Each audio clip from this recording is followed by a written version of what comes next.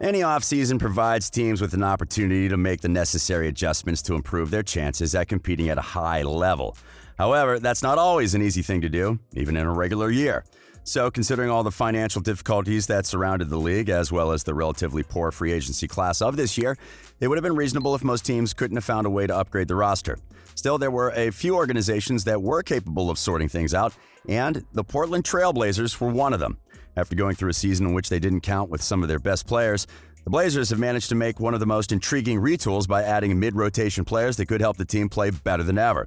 Welcome to Courtside. Today, it's Portland's updated roster and how it may help the team become one of the best in the Western Conference. A few years after their foundation, the Blazers became one of the most consistent teams in the league. From the late 70s until the early 2000s, Portland only missed the playoffs once and managed to win its first and only title along the way, while also building multiple contending rosters that came close to winning a second title. However, such a successful run couldn't last forever.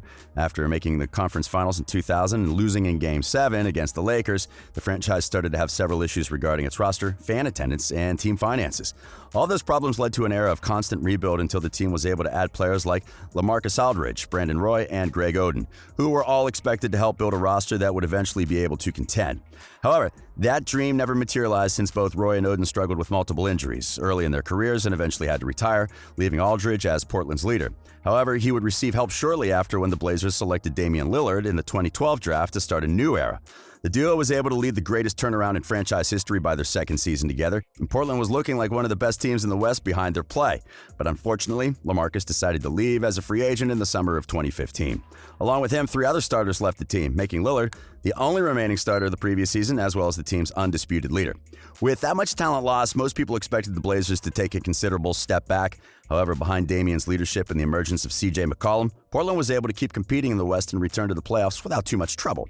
Since then, the team has steadily kept on improving and building its roster around its talented front court. And while the results weren't always something to be proud of, the Blazers managed to reach the conference finals in 2018, earning consideration as a title contender. But once again, adversity hit the team at the worst possible time. Before the start of the 2019 playoffs, starting center Jusuf Nurkic suffered a compound fracture of his left tibia and fibula, forcing him to miss the entire postseason, as well as most of the following season. Therefore, the Blazers headed into last season without one of their best players, but that wouldn't be the only absence the team would suffer in the following months. Both Zach Collins and Rodney Hood also went down with injuries that forced them to miss most or all of last season, leaving the team without most of its front court rotation. To try to fix the issue, the front office added players like Hassan Whiteside, Carmelo Anthony, and Trevor Ariza, but the veterans weren't enough to help the Blazers win consistently. So as the season was getting close to its conclusion, it started to look like Portland would miss the playoffs for the first time since 2013. However, that was the moment when the pandemic started to spread over the world, and as a result, the season was suspended for over 4 months. That allowed Nurkic to get back at full strength, while also giving Lillard and McCollum a chance to recover from a season that had been very demanding for them. So once the seeding game started inside the Orlando bubble, the Blazers were capable of playing somewhat like they were expected to before the start of the season. Lillard took matters into his own hands and willed the team to play in tournament and then to the playoffs, earning recognition as the MVP of the seeding games. Still, Portland wasn't able to keep up with the Lakers in their first-round matchup and eventually lost the series in 5. But with a unique and more difficult than expected season already behind them, the team headed into the offseason with a good idea of what it needed to address to be able to regain its status as a contender and potentially return to the conference finals. Their issues were evident. They couldn't stop opposing teams from scoring. Their bench didn't have enough players capable of stepping up when someone went down, and there weren't enough shot creators besides Lillard and McCollum. With that in mind, and with the knowledge there wouldn't be any star players looking to move to Oregon, the front office started its search, and the results were very promising. The team managed to resign both Anthony and Hood, and it made trades to acquire Enes Kanter and Robert Covington, and it also signed free agents Harry Giles and Derrick Jones Jr. And while none of those players are exactly household names, each of them brings something that can help the Blazers immediately, especially when put together. So let's take a look at how each of the new additions can help the team get better. Let's start with the returning players, Melo, Hood, and Kanter. Before the return of Nurkic, Anthony was the team's 4th leading scorer, with an average slightly behind that of Hassan Whiteside. The veteran was capable of providing a solid scoring presence to the team, opening things up, and even making shot in late-game situations. His contribution was a relief for the team's star duo, as both knew they could pass him the ball, and he would take care of making a play with it. Thus, his return means the Blazers will be able to count with a third versatile scorer whenever they need one, though his role will be a little reduced this time around.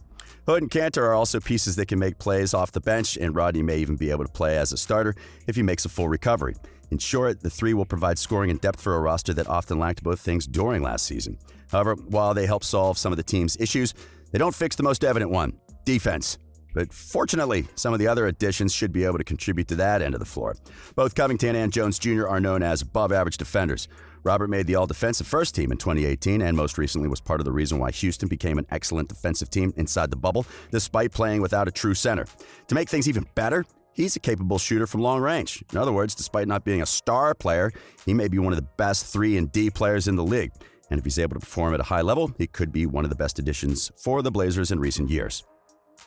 The case of Jones is a little different. While he's not as efficient on the offensive end and is still not regarded as an elite defensive player, his athleticism makes him a player capable of bothering most plays. And he showed he was capable of keeping up with a team that demands excellence on defense while playing with the Heat. There's also the fact that he's the latest slam dunk contest champ, and he could also be the most athletic player on the team.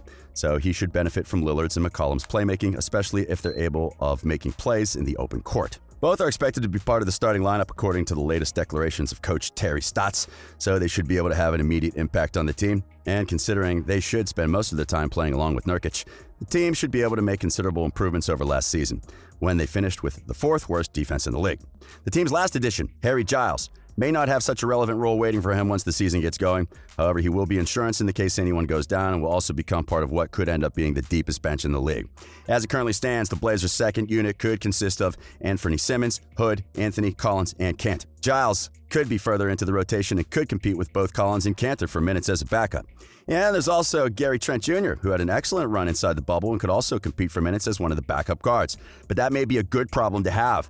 Teams that are aiming to make deep playoff runs usually don't have a deep bench since they invested most of their resources in the starting lineup. However, the Blazers will have the luxury of having at least 2 players capable of contributing at each position.